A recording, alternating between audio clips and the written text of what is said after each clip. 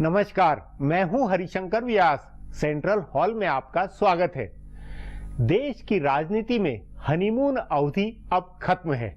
केंद्रीय स्तर पर सत्ता पक्ष और विपक्ष में टकराव का एलानिया निश्चय है। प्रधानमंत्री नरेंद्र मोदी और भाजपा अध्यक्ष अमित शाह ने पार्टी को विपक्ष पर हल्ला बोल का आह्वान किया हुआ है। उधर कांग्रेस, जनता परिवार से लेकर आप पार्टी सभी ने सरकार के खिलाफ आंदोलन की ठानी हुई है। भूमि अधिग्रहण विधेयक के खिलाफ सभाओं, रैलियों, धरने के प्रोग्राम बने हैं। भूमि अधिग्रहण और किसान हित के नाम पर भाजपा बनाम गैर भाजपा की गोलबंदी में टकराव कैसा बनेगा, इसका वक्त जवाब देगा। मोटे तौर पर मुद्दा तय है, तलखी साफ है और आर पार की राजनीति का इरादा है। प्रधानमंत्री नरेंद्र मोदी और भाजपा के राजनीतिक प्रबंधक पहले विपक्ष से जैसे तैसे सद्भाव के मूड में थे। कांग्रेस के प्रति मोदी सरकार ने बदले वाली कोई राजनीति नहीं की। इसी तरह कांग्रेस नेताओं और विपक्षी पार्टियों का नरेंद्र मोदी के खिलाफ पहले जैसा हमला नहीं था। लेकिन भूमि अधिग्रहण अध्यादेश ने ऐसी फांस फंसाई है कि दोनों तरफ प्रतिष्ठा की लड़ाई बन गई है। इस मुद्दे पर विपक्ष जनता के बीच अपनी साख बनते देख रहा है, तो सत्ता पक्ष का मानना है कि इससे विरोधी एक्सपोज होंगे। पलटवार में भाजपा कभी बिहार में जंगल राज की बात करती है, तो कभी रॉबर्ट वाड्रा को जमीन देने में सोशल ऑडिटिंग होने का सवाल पूछती है। कोयला और स्पेक्ट्रम नीलामी की सफलता ने भी सरकार को कांग्रेस पर हमला करने का मौका दिया है। मतलब राजनीतिक टकराव बढ़ने फैलने की जमीन बन चुकी है। आज इस पर चर्चा है, मगर उससे पहले गपशप और खास सुर्खियां। शुरुआत सियासी गपशप से करते हैं।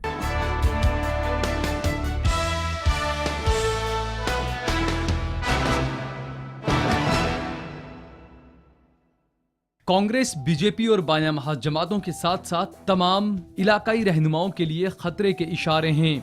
मुल्क के हर हिस्से में ऐसे नए इलाकाई उभरे हैं जो कौमी पार्टियों के साथ साथ सूबाई पार्टियों को चैलेंज दे रहे हैं।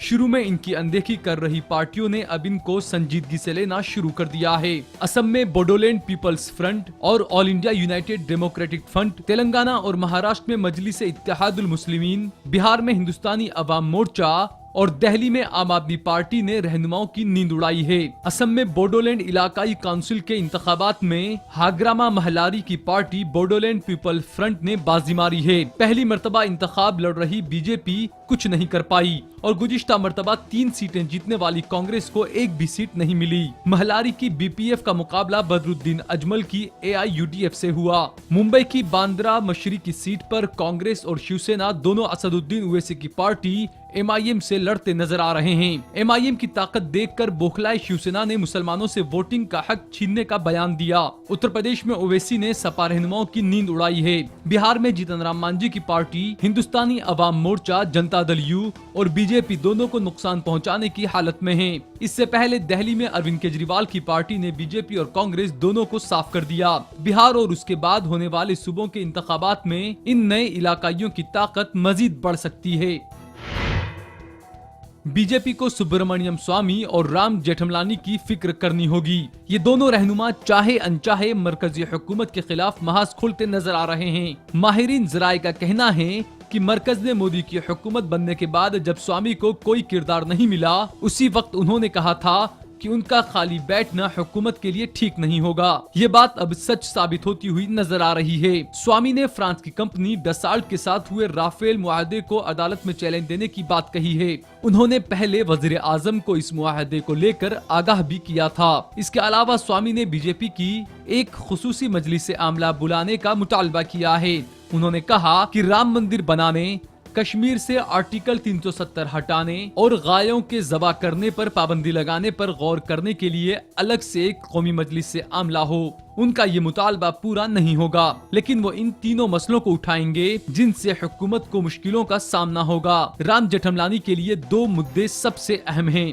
उन्होंने ब्लैक मनी के मसले पर हुकूमत को कटघरे में खड़ा किया है। वो हर समाअत में हुकूमत के खिलाफ कुछ ऐसी बातें कहते हैं जिनसे सनसनी बनती है। वो भले नरेंद्र मोदी के तई हमआहंगी दिखाएं, लेकिन अरुण जेटली पर उनके हमले से हुकूमत की बदनामी होती है। दूसरा मसला, उन्होंने जजों की तकर्रूरी के कॉलेजियम सिस्टम को बदलने के लिए बनाए गए कौमी कानूनी तकर्रूरी बिल का है। जेठमलानी ने इसकी जोरदार मुखालफत की और इसके लिए हुकूमत की मजम्मत की। आइन की बेंच में इस पर समाअत में भी राम जेठमलानी हुकूमत की मुखालफत करेंगे। कांग्रेस पार्टी आइंदा हफ्ते दिल्ली के रामलीला मैदान में अपनी ताकत दिखाएगी। 19 अप्रैल को होने वाली किसान रैली के सहारे कांग्रेस अपनी जमीनी ताकत भी दिखाएगी और साथ ही इसके अगले दिन से शुरू हो रहे ऐवान के बजट इजलास में भी हुकूमत मुखालिफ ताकतों को मुत्तहिद करने का माहौल बनाएगी। लेकिन कांग्रेस का ये ताकत का मुजाहरा अकेले हरियाणा के सीनियर रहनुमा भूपेंद्र सिंह हुड्डा के भरोसे है। हुड्डा अपने हिमायतियों की तादाद से रामलीला मैदान भरने की बात कर रहे हैं। तभी रैली के लिए कन्वीनर बनाए गए दिग्विजय सिंह ने पार्टी के दीगर तमाम रहनुमाओं के साथ हुड्डा की रिहाइशगाह पर मीटिंग की। हुड्डा को अपनी ताकत का एहसास है, इसीलिए उन्होंने पहले ही ऐलान कर दिया कि उनके हामी गुलाबी पगड़ी बांधकर रामलीला मैदान पहुंचेंगे। पहले की कांग्रेस की रैलियों में उनके लोग गुलाबी पगड़ी बांधकर आते थे। इस बार भी मगरिबी उत्तर प्रदेश, राजस्थान और पंजाब से लोगों को लाने की तैयारी है, लेकिन असली भीड़ हरियाणा से आएगी। हालांकि हरियाणा में कांग्रेस में खूब खेमाबंदी चल रही है। सूबाई सदर अशोक तंवर और लेजिस्लेचर पार्टी की रहनुमा किरण चौधरी के साथ हुड्डा की नहीं बन रही है। हुड्डा इनके प्रोग्राम्स में नहीं जाते हैं, लेकिन उनको पता है कि कांग्रेस आलाकमान को जब जरूरत होगी तो तंवर और चौधरी काम नहीं आएंगे। हुड्डा के अलावा राजस्थान के सूबाई सदर सचिन पायलट और दिल्ली के सदर अजय माकन भी लोग जुटाने के लिए जी तोड़ मेहनत कर रहे हैं। अब आज की सुर्खियां ये लीक से कुछ हटकर है और इनसे देश की दशा दिशा को बूझ सकेंगे।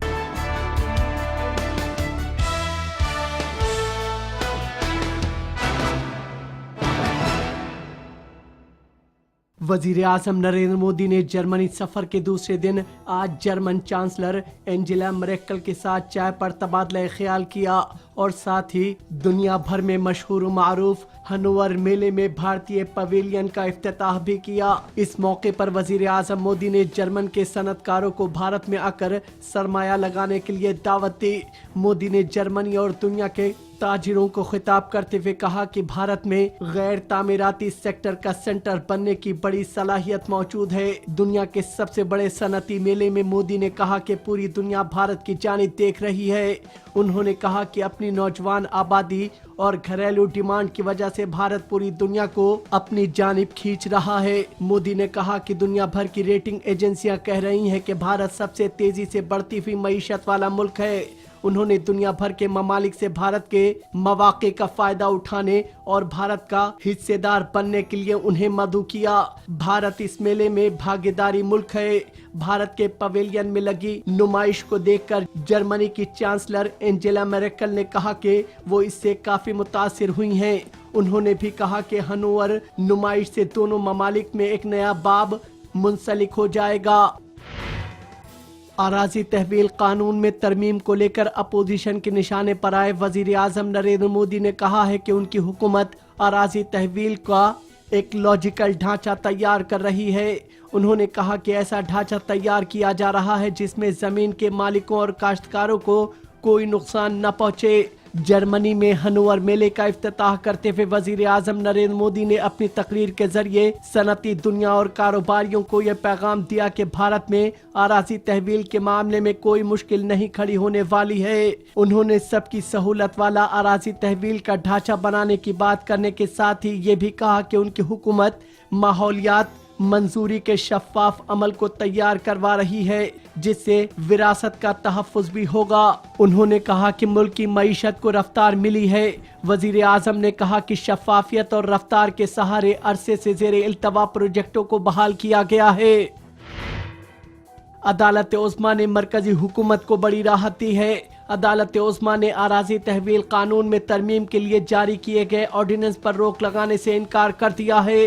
भारतीय किसान यूनियन समेत कई किसान तंजीमों की जानिब से दायर अर्जी पर गौर करते हुए अदालत उज़्मा ने इस ऑर्डिनेंस पर रोक लगाने से इनकार किया, लेकिन साथ ही हुकूमत को नोटिस जारी करके जवाब तलब किया है। ये अर्जी जुमेरात को दाखिल की गई थी और इसमें अराजी तहवील ऑर्डिनेंस को दोबारा जारी करने के आईनी अहलियत पर सवाल उठाते हुए इसे मुस्तरद करने की अपील की गई थी। हुकूमत दिल्ली की अपील पर गौर करते हुए नेशनल ग्रीन कौमी सब्ज अथॉरिटी यानी एनजीटी ने 10 साल पुरानी डीजल गाड़ियों को सड़क से हटाने का फैसला 2 हफ्ते के लिए मुलतवी कर दिया है। एनजीटी चेयरमैन जस्टिस स्वतंत्र कुमार की सदारत वाली बेंच ने कहा कि वो 10 साल या उससे ज्यादा पुरानी डीजल की गाड़ियों को अगले 2 हफ्ते तक जब्त नहीं करेंगे। उन्होंने वाज़ह किया कि ये राहत सिर्फ 2 हफ्तों के लिए है। बेंच ने हुकूमत दिल्ली से ये राय भी तलब की है कि जो लोग अपने आलूदगी को फैलाने वाली गाड़ियों को हटा रहे हैं या दूसरी जगह मुंतकिल कर रहे हैं, उनकी हौसला अफजाई के लिए क्या कुछ किया जाना चाहिए।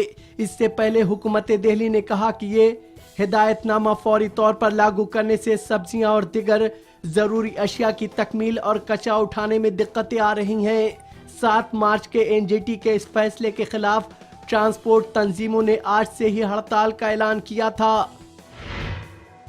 छत्तीसगढ़ के दंतेवाड़ा में नक्सलियों ने पुलिस के एंटी लैंड माइंस व्हीकल को बारूदी सुरंग के जरिए धमाका करके उड़ा दिया है, जिसमें 4 जवान शहीद हो गए हैं और 7 जवान बुरी तरह से जख्मी हुए हैं।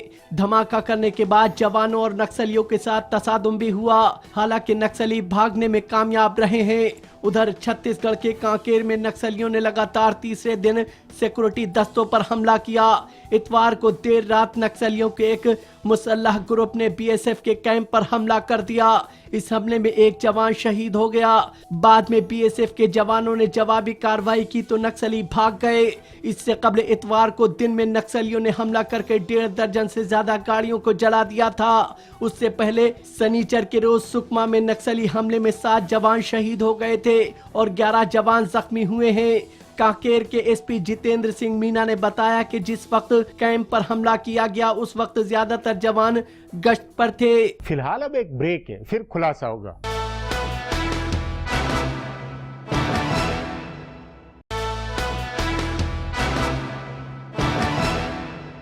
केंद्र सरकार का अगले महीने 1 वर्ष पूरा होगा। हिसाब से मई 2014 में विपक्ष जितना बुरी तरह हारा था, उसके बाद लंबे समय उसे पस्त रहना था।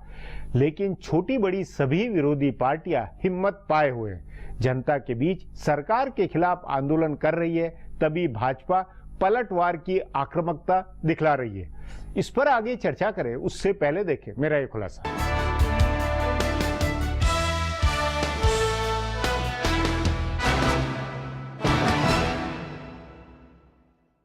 मरकजी हुकूमत और हिज़्ब इख्तलाफ के बीच अब हम आहंगी उनसूर खत्म हो गया है। अब सिर्फ टकराव के इम्कानात नजर आ रहे हैं। गुज़िश्ता साल मई में मरकज में नई हुकूमत बनने के बाद ऐवान के 2 इजलास काफी आसानी से खत्म हो गए। वजीर आजम मोदी बार बार इसका हवाला देते हैं, लेकिन उसके बाद गाड़ी पटरी से उतर गई। ऐवान के बजट इजलास के पहले मरहले में हुकूमत और हिज़्ब इख्तलाफ में जबरदस्त टकराव रहा।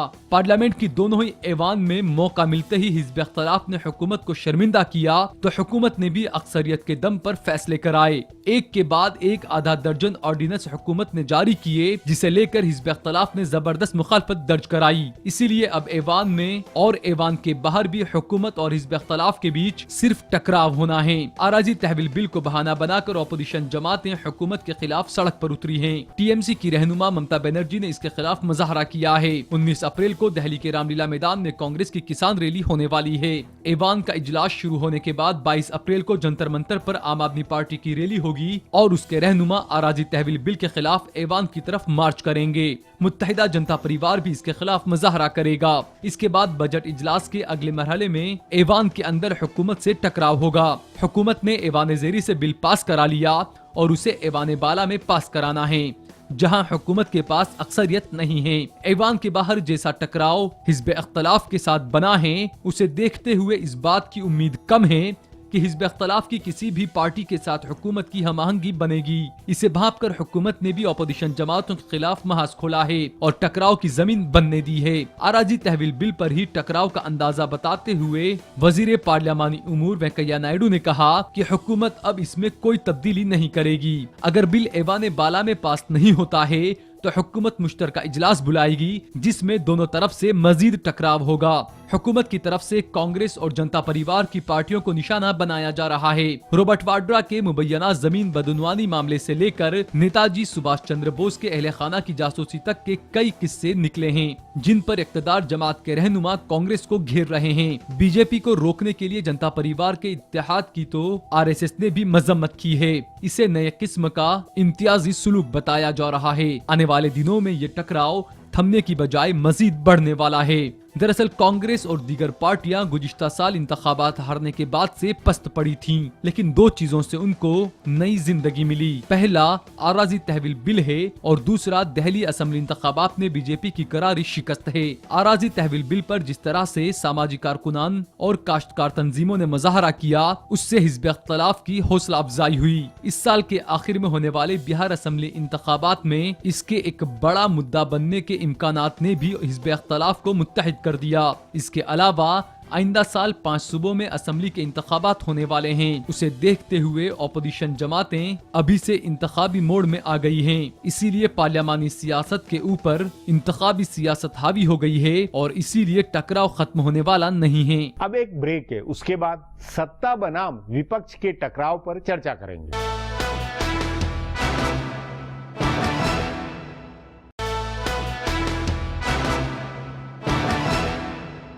मोदी सरकार और भाजपा का आक्रामक होना जरूरी है, इसलिए कि भूमि अधिग्रहण और किसान के मामले में विपक्ष ने एक माहौल बना दिया है।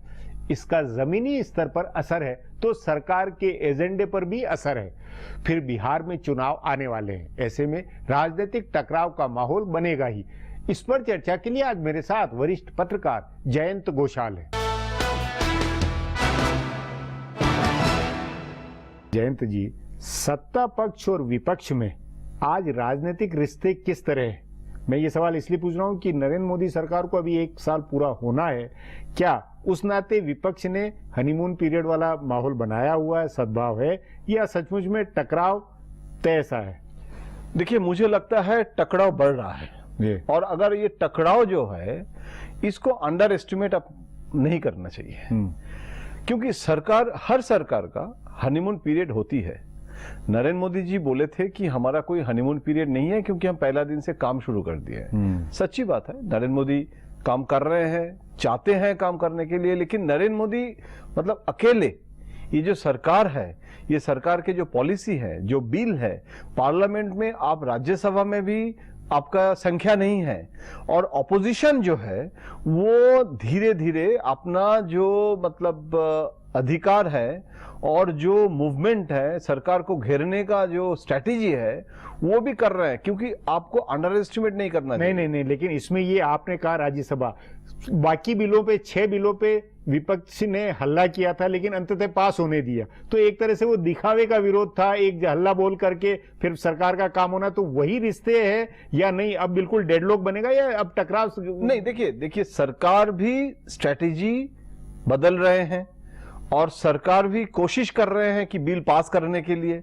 देखिए, पहले जैसे सरकार का एटीट्यूड था कि जॉइंट सेशन करके बिल पास कराने का, अभी तो जॉइंट सेशन का बात नहीं हो रहा नहीं, है। लेकिन भूमि अधिग्रहण पर क्या लगता है आपको? और भूमि अधिग्रहण में भी कोशिश ये जारी है, जैसे वेंकैया नायडू और बाकी लोग कोशिश कर रहे हैं, हर दल के सर, सिर्फ घटक दल नहीं, जो क्षेत्रीय दल है लाइक मुलायम, ममता, बातचीत चल रहा है और कोशिश ये है कि सरकार अगर राज्य सरकार के लेवल में अगर माने या आप ना माने, आप दिल्ली में लेजिस्लेशन तो पास होने दीजिए। जो सरकार, जो अरुण जेटली जी ने भी नेशनल एग्जीक्यूटिव में भी बोले हैं कि जो सरकार मतलब करना चाहेंगे स्टेट गवर्नमेंट, वो तो करने दीजिए। लेकिन देखिए, ये तो एक तरफ एक स्ट्रैटेजी सरकार की तरफ से भी है और दिल्ली चुनाव के पराजय के बाद दल के अंदर में ये भी एक रियलाइजेशन है कि सिर्फ कॉन्फ्रंटेशन जो है उससे पार्टी का जो ग्रोथ, ये जो थ्योरी है और राज्यसभा में संख्या बढ़ जाएगा,